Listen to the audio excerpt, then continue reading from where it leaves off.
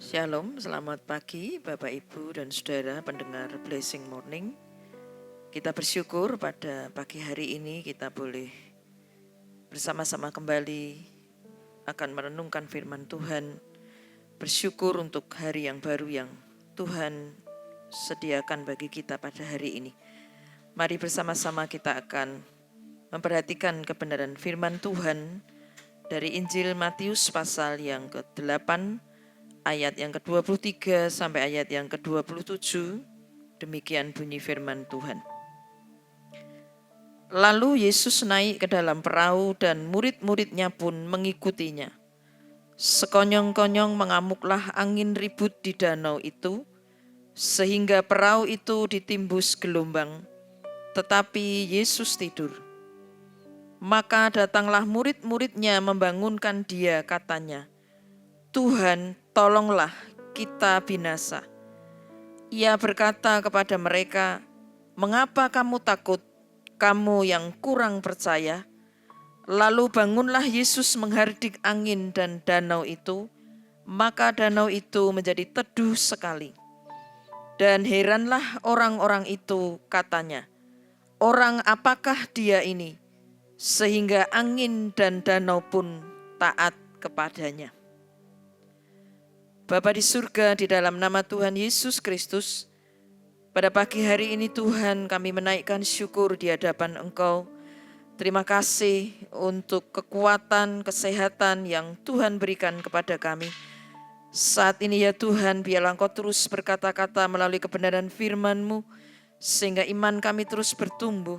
Iman kami semakin teguh di dalam Engkau ya Tuhan Yesus.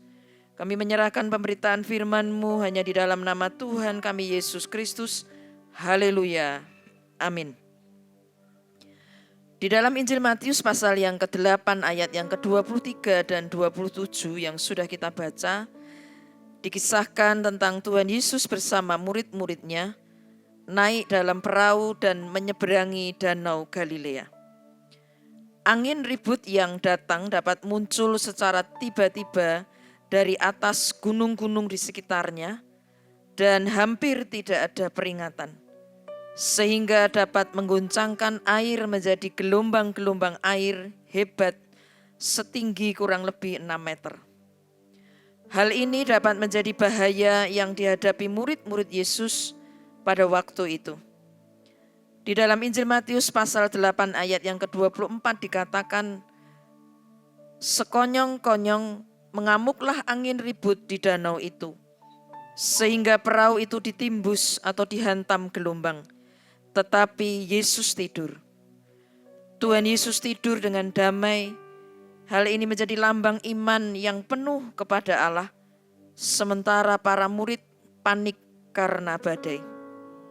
Di ayat yang ke-25 dikatakan, murid-murid Yesus datang dan membangunkan Yesus dengan panik. Kata mereka, "Tuhan, tolonglah, kita binasa." Tuhan, selamatkan kami binasa atau kami hampir mati. Tuhan Yesus berkata di ayat yang ke-26, Ia berkata kepada mereka, "Mengapa kamu takut, kamu yang kurang percaya?" Lalu bangunlah Yesus menghardik angin dan danau itu, maka danau itu menjadi teduh sekali. Tuhan Yesus menegur murid-muridnya mengapa mereka kurang beriman. Meskipun para murid telah melihat banyak mujizat, mereka panik dan takut ketika angin ribut datang. Sebagai nelayan mereka memiliki pengalaman dan mengetahui akan ada bahaya angin ribut di danau.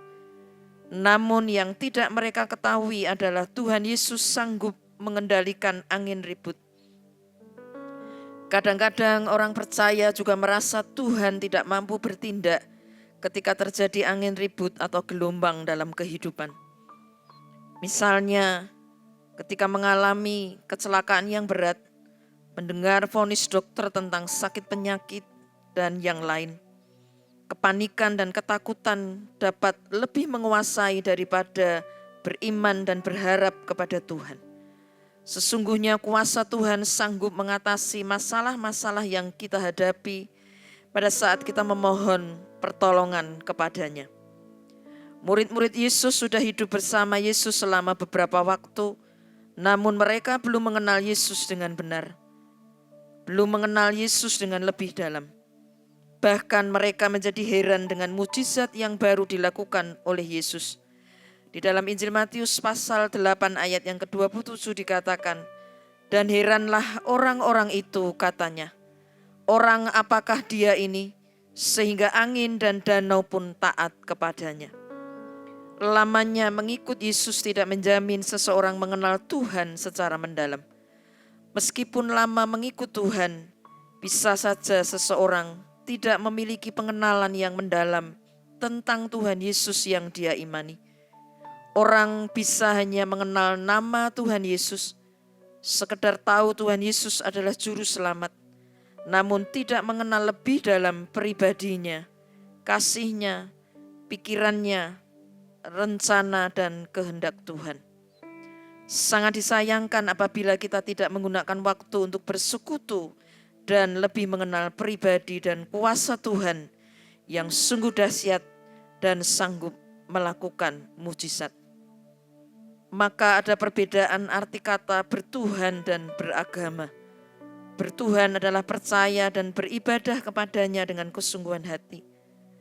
Beragama artinya memeluk atau menganut agama.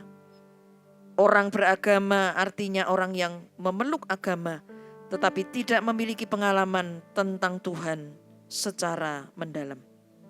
Sejauh manakah pengenalan kita tentang Tuhan Yesus? Mari kita mulai belajar untuk lebih mengenal siapakah Allah Tritunggal di dalam Yesus Kristus.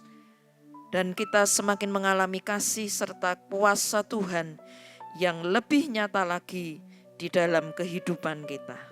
Amin.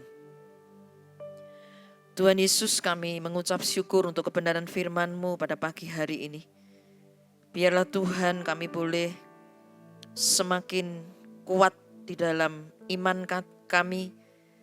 Kami semakin mengenal Engkau Tuhan lebih dalam lagi. Biarlah Tuhan Kau yang menolong kami semua, untuk kami senantiasa hidup di dalam pengenalan yang benar kepada Engkau. Sehingga ketika ada pergumulan, ada tantangan dalam kehidupan kami dapat melihat itu semua Tuhan dengan kebenaran firman-Mu. Dan kami tidak meragukan akan penyertaan-Mu di dalam kehidupan kami. Terima kasih Tuhan. Kami menyerahkan seluruh kegiatan kami di sepanjang hari ini ke dalam tangan-Mu. Kau menolong kami semua Tuhan, untuk kami melakukan setiap aktivitas kami bersama-sama dengan Tuhan. Di dalam nama Tuhan Yesus kami sudah berdoa. Haleluya. Amin. Terimalah berkat Tuhan. Tuhan memberkati engkau dan melindungi engkau. Tuhan menyinari engkau dengan wajah-Nya dan memberikan engkau kasih karunia. Tuhan menghadapkan wajah-Nya kepadamu dan memberikan engkau damai sejahtera. Kiranya kita semua diberkati dengan damai, kekuatan, penghiburan yang berasal dari Allah Bapa, Tuhan Yesus dan Allah Roh Kudus yang senantiasa akan menyertai kita dari sekarang sampai selama-lamanya. Haleluya. Amin.